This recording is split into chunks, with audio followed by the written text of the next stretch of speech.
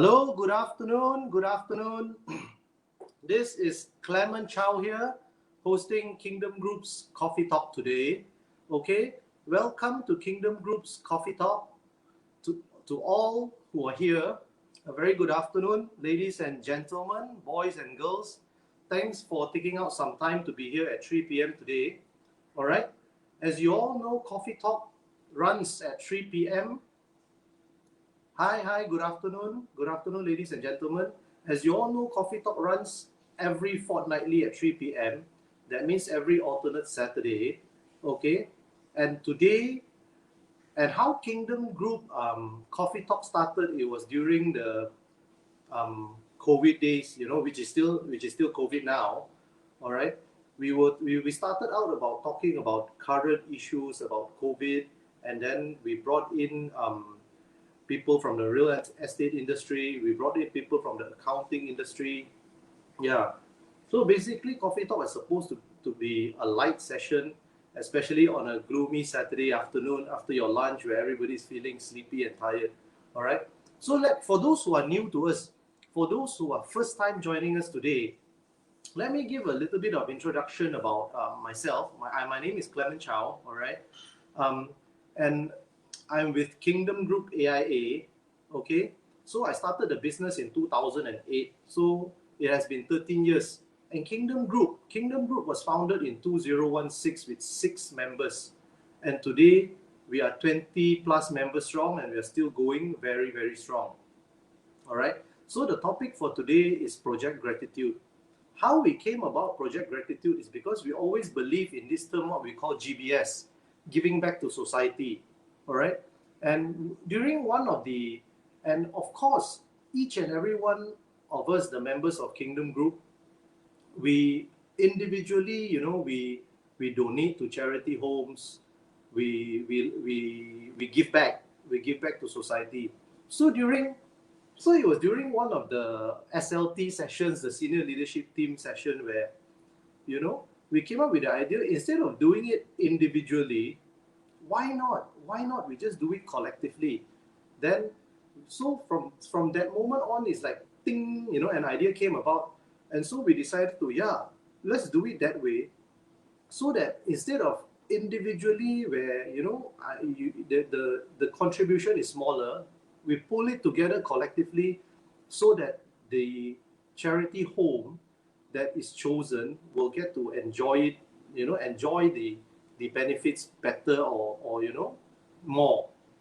All right. So we started Project Gratitude in Kingdom Group was established in 2016, and we founded Project Gratitude in 2017. In the year of 2017, actually, we visited a home in Old Klang Road called Rumah Victory.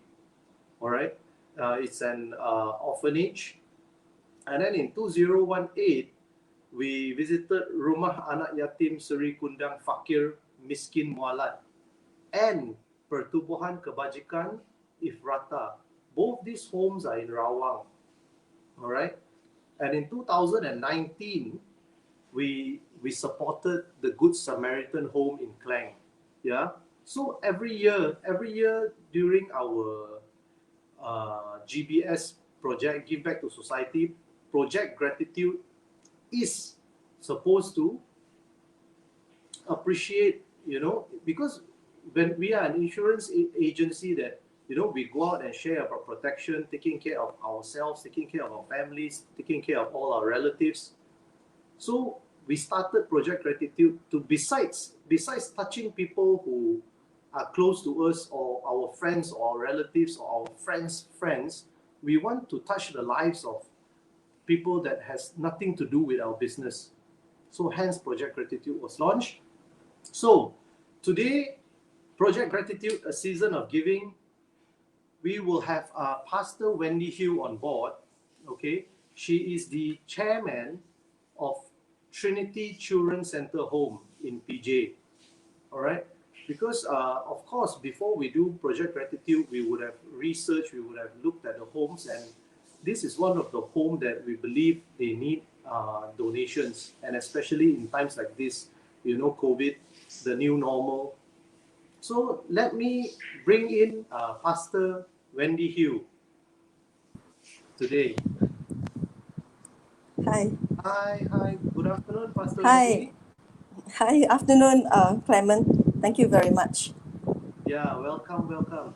So I was just telling our audience or people who join us in this Facebook Live today, what is Project Gratitude about? And every year we sought to bring in a home that we can help, that we can support. Uh, so can you tell us a little bit about? So welcome once again to our Kingdom Growth Project Gratitude Facebook Live. So can you Yeah, tell us a thank little you. bit about yourself, Pastor Wendy, to start off? Oh, hi. Yeah. Actually, I'm not local. I'm from Kedah, and the reason why I come into this work, I have been here in this work for about 26 years, taking care of Wow, children. Yeah. that's pretty long, Um, huh? Yes. I came from a very big family, and I personally didn't experience love from my parents. So the day that I actually experienced God's love, I made a decision that at my young age, I will, give my life to help those that need the love to come up in their life. That's how I got myself involved with children's work quite about 26 years ago. Yeah. Well, it's not easy because it's not something where, when we were younger and then when we were growing up, when we go to school, we want to be this, we want to be that. It's not like someday we just grow up and say, no, I want to. It's not easy, right? It's just that I want to give, Yeah. I want to help the children. Yeah. Yeah, because we are from a background that we really need support in my younger years. I do not have all this. So when God touched my heart to really experience this love, you can do many things for people who do not have it. So it's from there that I made this decision. So this is my 26 years in Wow. helping all these people. Yeah. I'm a Yeah. grandmother. I have many other children that have. Yes, I've actually led one of them to the aisle. Now she has Oh, two children. Yeah, wow. yeah. Wow. That's really great. That's really great. So, It's Pastor, yeah. can you tell us a little bit about Trinity Home? I mean, when was it founded, or just about what is the home for? Who are the children there? Yes, we are actually very, very happy, Clement, that you really chose us because we are very focused in helping these children. So this home is founded in 2006, November 2006. Our intention is to help the poor, the neglected, the abandoned, the underprivileged, especially now the single parents who need to go to work. One of the parent that has passed away and or who is sickly and cannot take care of the children. I also have orang asli children, the hardcore poor from the kampong. So there are about 26 children here with us. Our main intention is to give them education. We are very grateful. Just last month alone, somebody talked to us about e-learning, that where they E-learning. have the government, yeah, about the government subjects on e-learning. So the children will be able to learn their own pace. If they are standard 3, they have the standard 1, standard 2, and standard 3. So we are very excited that somehow or other we are connected with this e-learning center where they sponsor us. So our group of children are very, very excited and happy during this period of COVID time, So, they're all gone for Zoom and all that. Our intention is to help them to have education to at least a diploma program in college or a skill after Form 5. These are the things that we intend to do for them. Yeah. So how has it been? I mean, before COVID, for example, the children they all are off. They attend different schools, or is there like you send most of your children to one school before COVID? How was it like? Oh, our children will go to government school. Primary, they'll go. I actually put them all together in one school so that the older one, the primary 12 years old, will look after the younger one, just in case of bully. I'm quite worried. But we are very grateful because in Petaling Jaya, the secondary school, they have a school called boys school, girls school, Asunta school, Lasar school. So we don't have so much of the BGR problem. They are, all the girls go to the girls' school, the boys will go to the boys' school. So those that I have those that cannot catch up with their studies, we send them for homeschooling. Yeah. Oh, So, oh.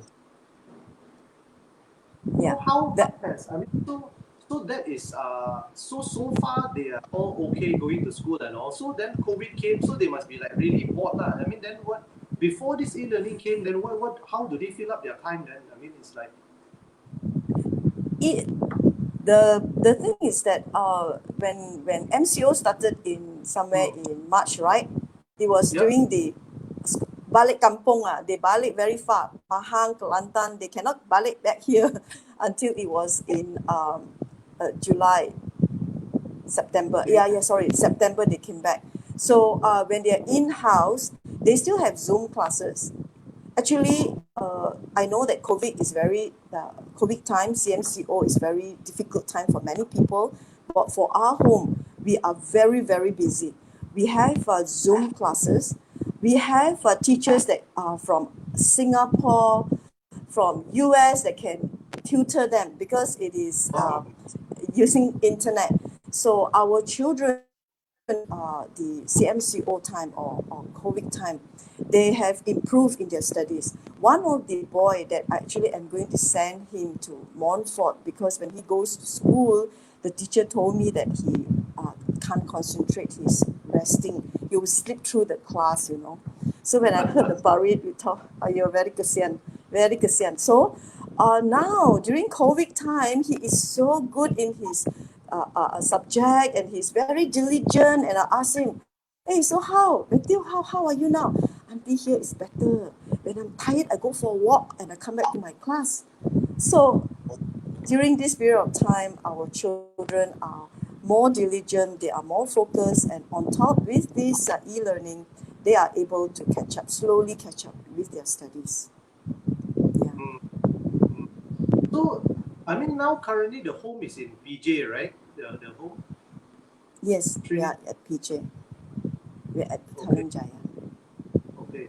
So and what are the of course now that you said you are very happy, you're grateful that there are support coming in like the e-learning and of course I mean people are helping out. But I believe I mean over the years I mean since you came in, there were also trials and tribulation. There were also you know things that Definitely. do you ever feel like Correct. do you ever feel like giving up also? I mean it's like No, I don't, because you see, through the many years of working among children, so when we started this home, Trinity Community Children Home, we call it TCC Home, we will have more time with the children. We will explain to the children of their family and environment, because children comes into home, they will either say that, why them? Why must they stay in children's home? Why? They will feel self-pity and they will have struggles in their emotions. We will one-to-one, before they come in, while they are coming in, we will talk to them, we will reason with them. This home is another chance where they can call home. This place is a place where they can study. Do not worry about situations that they face. Yes, they may come from a broken home, they may come from a single parent home. That doesn't mean that they don't have a future. And whatever trauma that they experience, the pain, the abuse, we have counselors that will come in once a month. I personally will spend time with them to talk to them. Our children, previously when the one that we help, they will not want to enter into the home van because they'll feel the shame. But our children, they do not mind. They feel thank you very much for giving us this opportunity to study. Because in our home, when we open our gate, our children won't run away. Because it's very important for us to tell them that this is a place of second chance for them to come up in life, that they do not need to leave the poverty cycle where they live like their parent. the abuse and the neglect and the frustration. So there's a lot of healing of their inner pain, so that they are able to concentrate in their studies. So these were the struggles. But when they came in, when they understand that this is a place that they can call home, different. I don't have much struggles with them, but only to help them in their education. The struggles and the trials that I face is that because they come with no basic foundation in their studies, when they reach Form 5, they can't do their exam. They are not able to do it. My struggle is that ideally, if I have 26 children. If one child can have one tutor, that would be good. Then I can see the progress in them, Yeah, till now, I do not have problems where children will fight with one another, because we will sit them down. We will explain to them that at this time, they are family. This is a place they call home. They have to cooperate in duties, things that they do. Time will be set aside for them. They have to study. So the struggles or the trials that you said that I will face is actually lack of personal one-to-one tutor, because they are intelligent, just that their background, they do not have the foundation in education. They will not be able to excel in life. So this is my greatest need. Yeah, all right. Thank you, thank you. So it's like to you is they if it will be the most beautiful thing if they have one-to-one tutor. Each of them have one, right? So Yeah, but it's true. then Pastor Wendy, how do you bring in the children actually? Do you actually go out searching for them, or they come to the home, or how do you qualify? Because like you say, currently you have 26, but I believe there are also a lot of children out there who wants an opportunity. So how do you how do you do it? Yeah, this place, the homes, is not a childcare center. Yeah, it's not a childcare center. This is a place where these are for the poor people. These are for those that do not have any other support from extended support, external support to help these children. These are all who are very poor. They cannot afford to send them for babysitter if one of the parent pass away.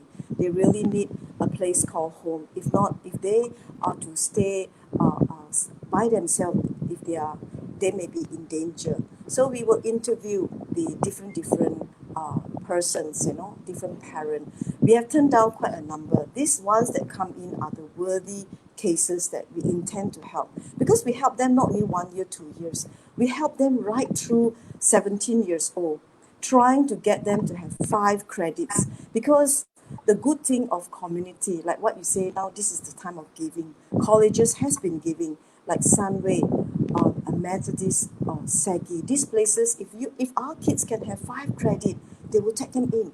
So we try our best, Yeah, so children that come in are worthy cases. Like 4 years ago, we took in the Orang Asli children. They are the hardcore poor.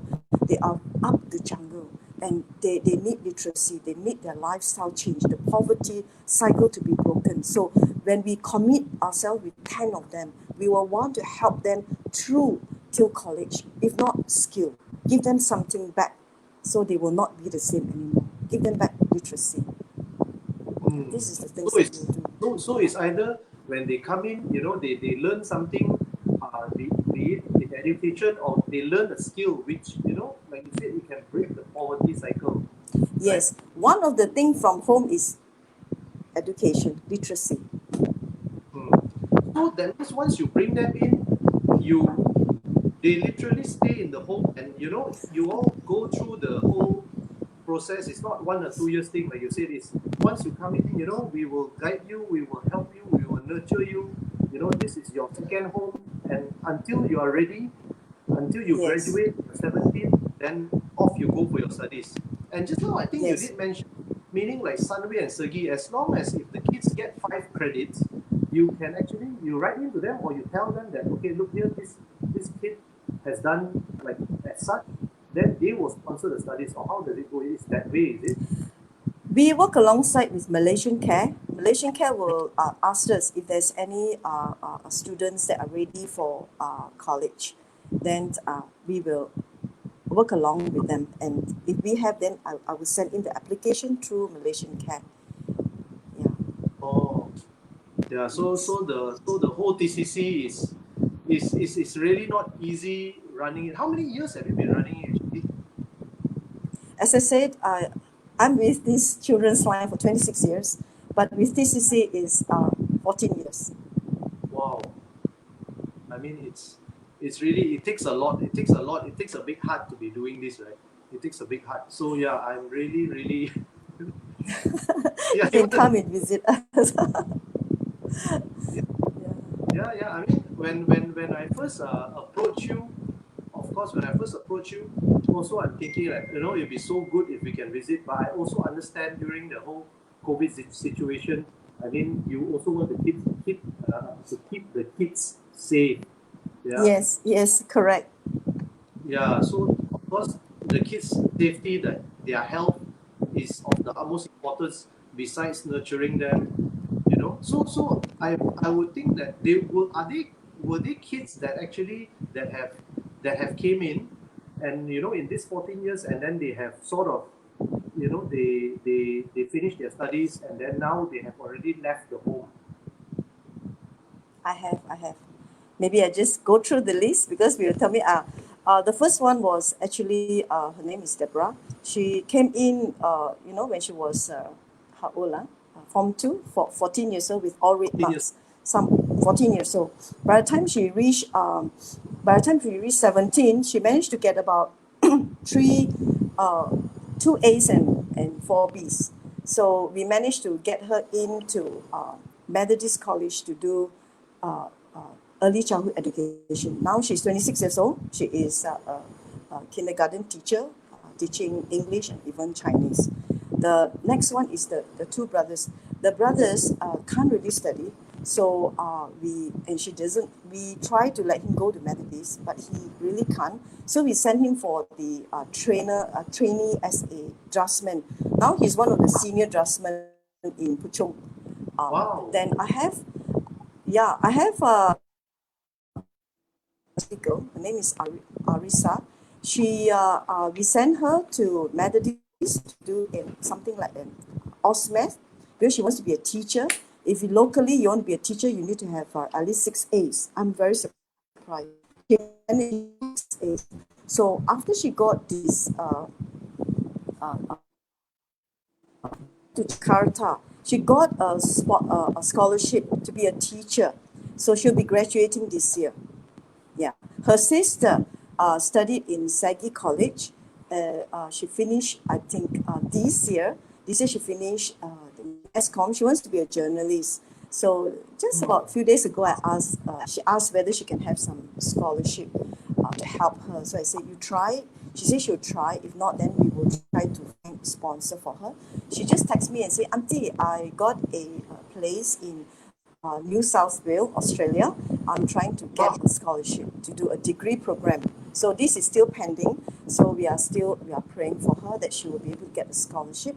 And her friend, there's a group of 3 of them. Her friend got a scholarship in Sunway to do a diploma program, graduated this year. And she told me, Auntie, I want to take a degree. I said, okay, you go and apply and see whether they allow you to take a degree. Auntie will write the recommendation.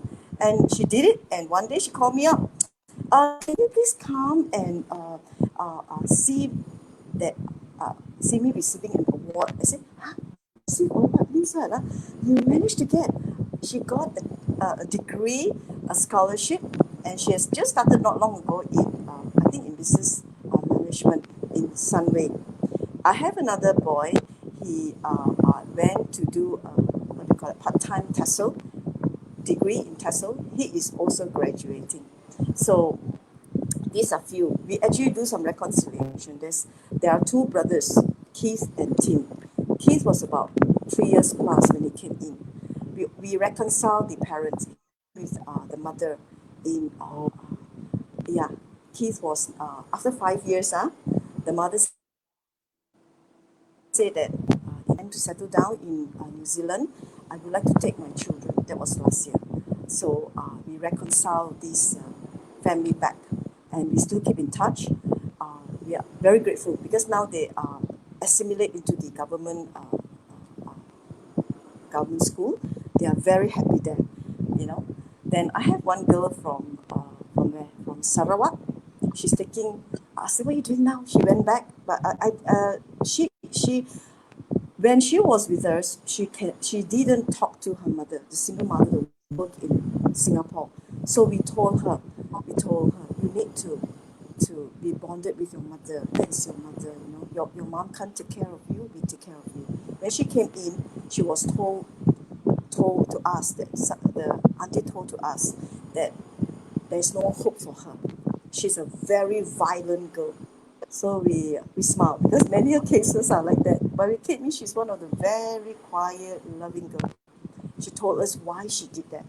She was very angry when she stayed with the auntie because they have family. They eat together, and she felt very alone, very angry with mom. Over the years, we reconcile her with the mother, and we encourage the mother, leave Singapore, go back to Sarawak, take care of your daughter. You know, she listened to us, and she went back together with the mother because in Sarawak they have extended family, you know. So now we kept in touch until she went back home before MCO. So I asked Hannah, when are you graduating? Actually, she took forensic computer. Wow, computer, forensic computer. Yeah, I said, when are you graduating? Oh, yeah, no, CMCO lah, not yet graduate lah.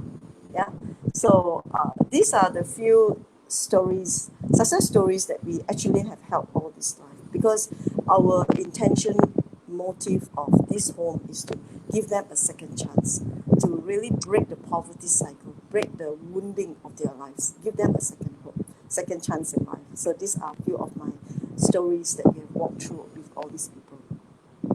Yeah. I mean, it's so great.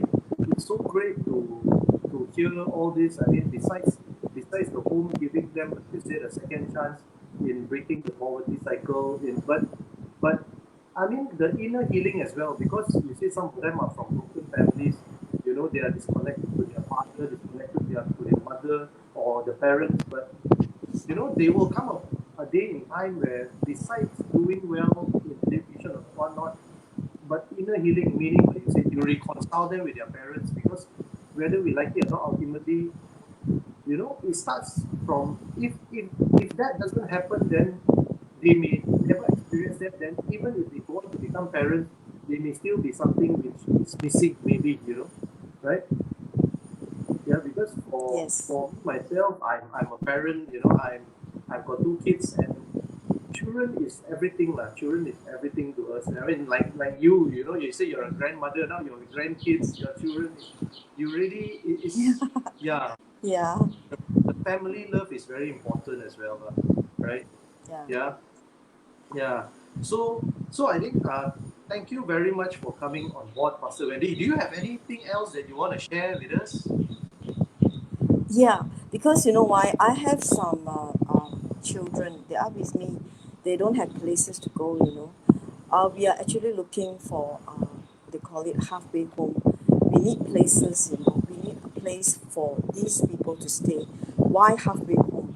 Because they still need monitoring. A place where they can call their own, all the graduated ones, you know, and working ones. They don't have a place, or those that when they go back home, the environment is not a very safe environment. It's gangsterism. So we need this place called halfway home, where we get them to be there, and when they need any help, they can still come back to the home, and we can still enter into that house, the halfway home, to continue to encourage them.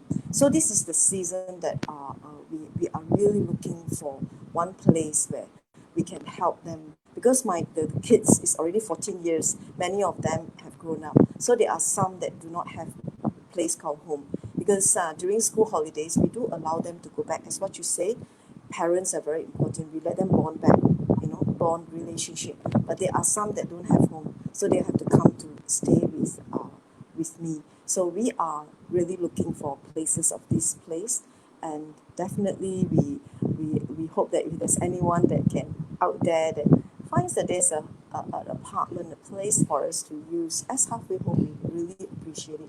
Together we serve this community. Together we help them, yeah, Yeah, until yeah, they get married. yeah, yeah. Yeah, that is very good. So, I mean, to all our viewers, who's watching this, please, I mean, anybody, if you have any contacts or, if you can think of anybody in mind that,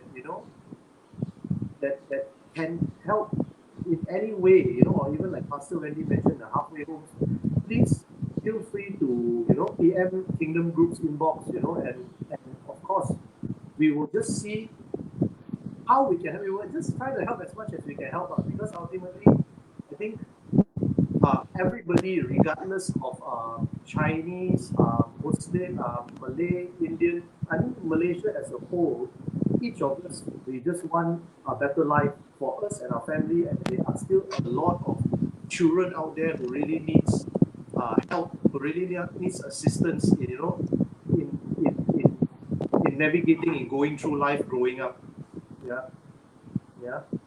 So, like we mentioned, like I mentioned, Pastor Wendy. So, I mean, this is the first time. Okay, we are using an online platform called Simply Giving, which that day we were talking about it, to do a donation, because all this while we have been doing the old school way, manual donation, transfer here, transfer there. So, Yeah, so new norm. yeah, the new norm, the new norm. So to all our viewers, yeah, please, I mean, with this, after the end of the video, there will be a link called Simply Giving Project Gratitude. All the money that is donated, all right, Simply Giving will actually transfer the money to Trinity Community Children Center. So please feel free to donate any amount, be it big or small, it doesn't really matter. Do our bit, do our part to help the children, because everybody just wants a good life. And for those of us who's having a good life, or for those of us who's working towards a good life, please also remember the children of Malaysia. I mean, there's so many children that needs help, and let's just start by helping, or appreciating the efforts that the Trinity Community Children Center has done. So please, um, donate using the link and forward the link to as many people as possible, so that we can really help the children of Trinity Home.